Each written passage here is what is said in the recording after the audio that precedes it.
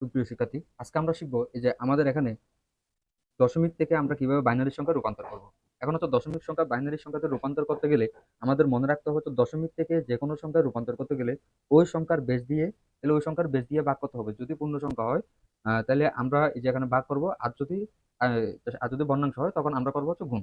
এখন এখন আমরা যদি আমরা তো মনে করি যে আমাদের এখানে একটা সংখ্যা দেওয়া আছে। এখন এই সংখ্যাকে আমাকে এখানে বাইনারিতে রূপান্তর করতে হবে।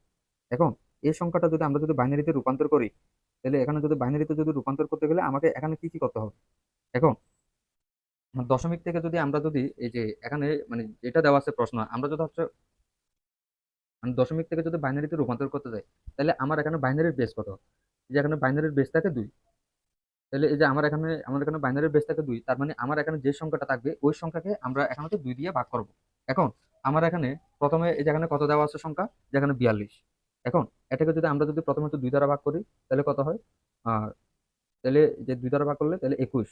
আবার 21কে যদি আমরা যদি হচ্ছে 2 দ্বারা ভাগ করি, এখন এটার কোনো আর কোনো আর কোনো কি নাই, যে যে অবশিষ্ট কোনো সংখ্যা না থাকা মানে এখানে 0। এখন 21কে যদি আমরা যদি হচ্ছে এই যে এখানে 2 দ্বারা ভাগ দিই, তাহলে দেখা হচ্ছে যে এখানে হচ্ছে 10 × 20। আরো আমার এখানে এখানে অবশিষ্ট থেকে যায় 1। এখন এটাকে যদি আমরা যদি হচ্ছে 2 দ্বারা ভাগ দিই, তাহলে 5 × 2 তাহলে 10। এখানে আর কোনো আর কোনো কি থাকে না, এই যে অবশিষ্ট কোনো সংখ্যা থাকে না, তাহলে এখানে লিখলাম। মানে এই আমার এখানে এখানে এই সংখ্যাটা দিয়ে হচ্ছে ভাগ দিতে দিতে আমার একেবারে যতক্ষণ পর্যন্ত মানে শূন্য আসে